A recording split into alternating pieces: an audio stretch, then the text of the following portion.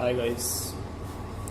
आज के video lecture में अपन देखेंगे मेजरमेंट्स पार्ट से रिलेटेड, जो कि आपके कंपटीशन एग्ज़ाम में बहुत इंपॉर्टेंट पार्ट है, जो कि ये CGPT से रिलेटेड है। और इससे क्वेश्चंस करीबन 6 to 8 मार्क्स के अकॉर्डिंग क्वेश्चन पूछे जाते हैं। बेसिकली इसमें ध्यान देने वाली बात यह है कि मेजरमेंट जो है आपके कंसेप्ट्स के हिसाब से जो भी डायमेंशंस हैं वो आपको पता होनी चाहिए। मेजरमेंट्स को अपन डायमेंशंस के नाम से भी जानते हैं। डायमेंशन जैसे कि आप जानते ही होंगे, डायमेंशन मतलब होती है लेंथ, मास, टाइम, एंगल। और इसको हिंदी में अपन कह सकते हैं मेजरमेंट मतलब मापन, जिससे नाप सकते हैं, मेजर कर सकते हैं। डायमेंशंस को अपन बोल सकते हैं एरिया, जैसे कि अपन बोल सकते हैं लंबाई गुणी चौड़ाई। तो वैसे ही अपन देखते हैं किसी चीज़ का आकार, जैसे कि मान लीजिए कुछ क्वांटिटी लिक्विड्स में होती है, जैसे कि पानी में प्योर। दूसरा होता है सॉलिड में, सॉलिड मतलब ठोस। तीसरा चीज़ होता है गैस, जो टेम्परेचर से रिएक्ट करने के बाद वो वेपर में कन्वर्ट हो जाते हैं। तो वैसे कुछ क्वांटिटीज़ को अपन को मेजरमेंट्स में कैलकुलेट करने होते हैं। तो देखते हैं इसमें क्या और चीज़ें हो सकती हैं। जैसे कि मैं सिंपल इसको और डिस्क्राइब करूं और इसको बताऊं कि मेजरमेंट कैसे लिया जाए। जैसे मेजरमेंट को अपन देख सकते हैं कि मेजरमेंट को 3 भाग में बांटा गया है। पहला जो है SI यूनिट में, दूसरा है आपका CGS यूनिट, तीसरा है आपका MKS यूनिट्स। बेसिकली SI को अपन इंटरनेशनल स्टैंडर्ड यूनिट बोलते हैं।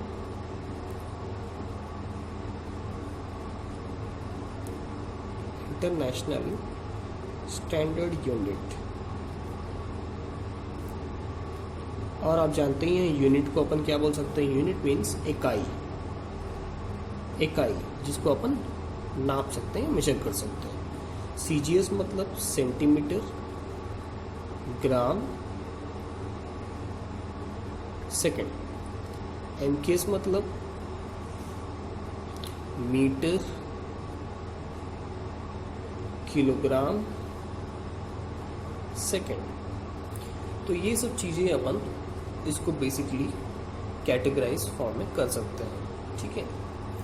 अब इसमें और क्या क्या चीज़ें हो सकती हैं। जैसे मेजरमेंट करने के लिए हमें क्या चीज़ की आवश्यकता होगी, how should you required in our the measurement parameters, like क्या क्या चीज़ें होंगी जिससे अपन यूज़ कर सकते हैं। जैसे कि मैं बोलूँ लंबाई को अपन लेंथ बोल सकते हैं। तो लेंथ से अपन उसका सिंबल L दिए। मास मतलब जो होगा वजन, इसको अपन M से बोल सकते हैं, सिंबल। टाइम यानी समय, इसको T दे देंगे। एंगल, इसका सिंबल होगा थीटा। ठीक है। अब इसमें और कैसे कैटेगराइज हो सकती हैं चीज़ें देख सकते हैं। जैसे मैं बोलूँ किसी चीज़ का डायमेंशन निकालना है, कैसे निकालेंगे। सबसे पहले जैसे सिंपल सा मैं बोलता हूँ, पहला एरिया आप जानते ही होंगे, लंबाई गुणी चौड़ाई, that is length into breadth.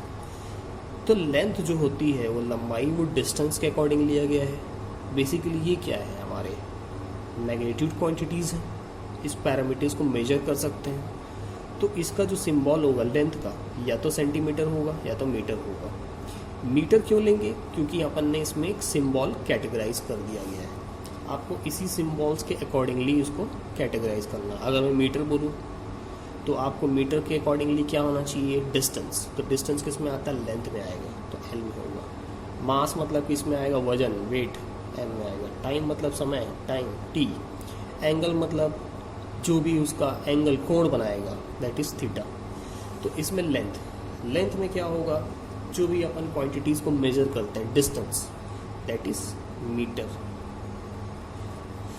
Breath, अच्छा एक चीज़ और, कोई भी चीज़ को अपन नापते हैं वो डिस्टेंस के अकॉर्डिंगली होता है, चाहे वो लेंथ हो, चाहे ब्रेथ हो, चाहे वो हाइट हो, चाहे वो वॉल्यूम्स अलग चीज़ें हैं। वॉल्यूम्स बेसिकली अपन किसी चीज़ को मेजर करने के लिए उसका डेंसिटी चेक करते हैं, जो अपन क्यूबिक सेंटीमीटर बोलते हैं। वॉल्यूम मीन्स इसका क्षमता, कैपेसिटी, यानी लेंथ, ब्रेथ, हाइट। मैं एम क्यों लिख रहा हूँ, लेंथ मतलब मीटर, ब्रेथ मतलब मीटर, हाइट मतलब मीटर। 3 बार मल्टीप्लाई किए तो इसका यूनिट क्या हो गया, मीटर क्यूब।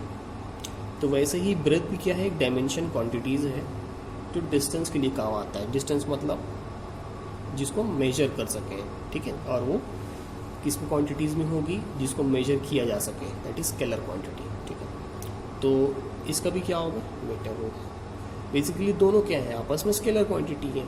स्केलर क्या होगा, स्केलर क्या होता है, जिस चीज़ को ईजिली मेजर किया जा सके। और वेक्टर क्या होंगी, जिस चीज़ को ईजिली कैलकुलेट या मेजर ना कर सके। मैं ऐसे सिंबल बना दे रहा हूँ, ठीक है।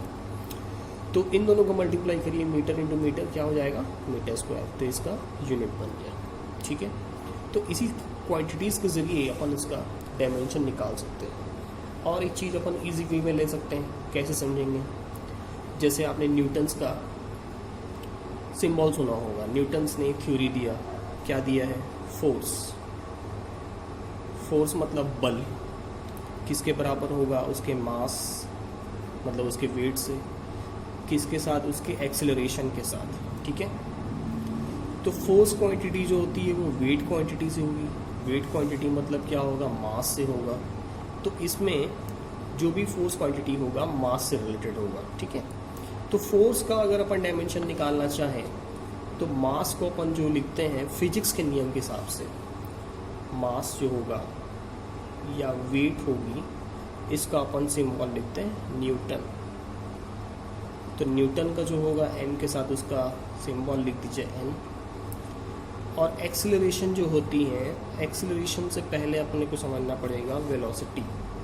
वेलोसिटी क्या होती है, डिस्टेंस बाय टाइम, मतलब दूरी बटे समय, ठीक है।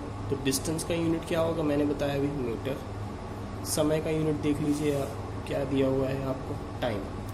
तो समय का यूनिट टाइम है, तो इसका यूनिट क्या हो जाएगा, सेकंड बोल सकते हैं। मास का अपन क्या बोल सकते हैं, किलोग्राम। लेंथ का क्या होगा, मीटर, सेंटीमीटर। एंगल का, एंगल भी बहुत सारे होते हैं ना, जैसे एंगल को मैं कह सकता हूँ आर्क बाई रेडियन, जो कि एंगल को निकालने के लिए 180 बाई पाई से आपको मल्टीप्लाई करना होगा, ताकि वो डिग्री में कंसिडर हो जाए, ठीक है। तो अब देखते हैं, मास के लिए मैंने न्यूटन एन लगाया। एक्सेलरेशन, तो एक्सेलरेशन के पहले हमने वेलोसिटी समझा, डिस्टेंस बाय टाइम। तो डिस्टेंस का यूनिट मीटर, टाइम का क्या होगा, सेकंड, ठीक है। जस्ट एक्सेलरेशन जो होता है वेलोसिटी का जस्ट रेट ऑफ डबल होगा, तो ठीक है। तो मैं रेट ऑफ डबल होगा तो समय भी ज़्यादा होगा, तो समय क्या होगी, इसकी डबल हो जाएगी, सेकंड स्क्वायर कर देंगे। तो इसके जगह इसको पुट कर दीजिए, क्या हो जाएगी, मीटर पर सेकंड स्क्वायर। तो इसका डायमेंशन क्या बन गया आपका, न्यूटन मीटर पर सेकंड स्क्वायर।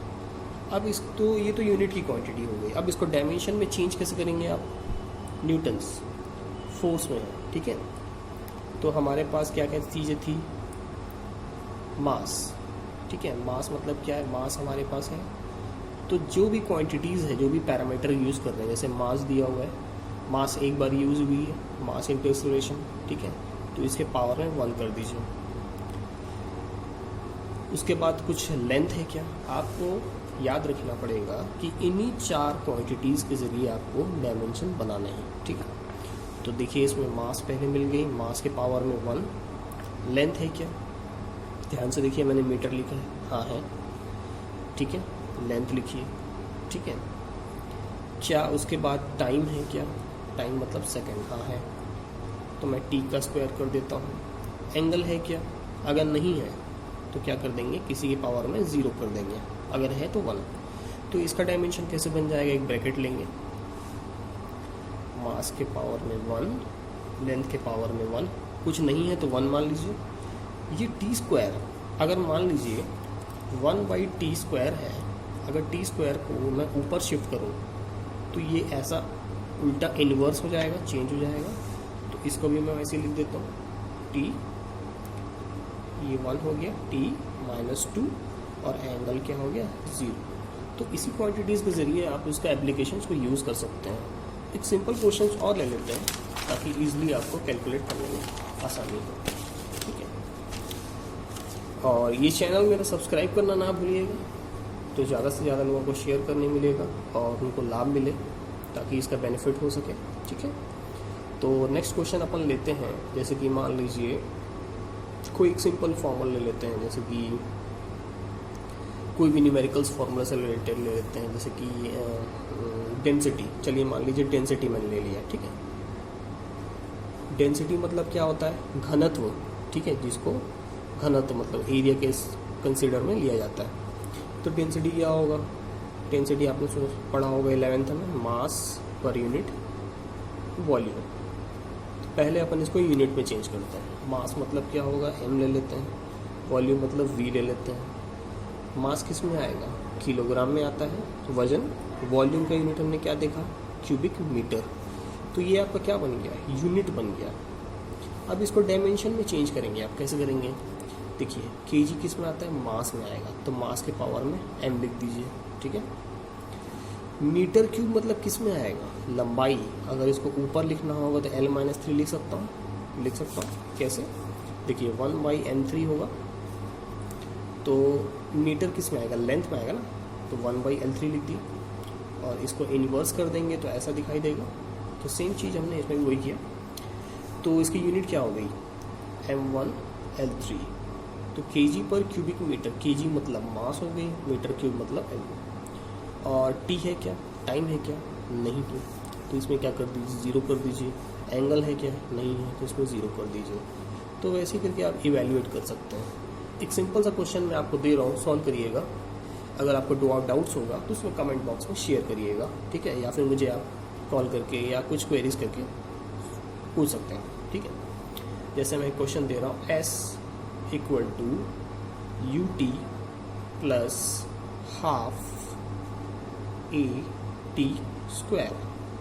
इसको आपको डायमेंशंस निकालने हैं और इसका यूनिट भी कैलकुलेट करना है। तो कोशिश करिएगा, आगे के लेक्चर्स में कोशिश करेंगे इसको सॉल्व करने के लिए। तो आई होप सो आपको अंडरस्टैंड हुआ है। नेक्स्ट वीडियो में इसको और अच्छे से क्लियर करते हुए चलेंगे। तो प्लीज़ सब्सक्राइब करना ना भूलिएगा मेरे चैनल को। ज़्यादा से ज़्यादा लोगों को सब्सक्राइब करिए, शेयर करिए, ताकि ज़्यादा से ज़्यादा लोगों को इसका बेनिफिट मिल सके। Okay, thank you.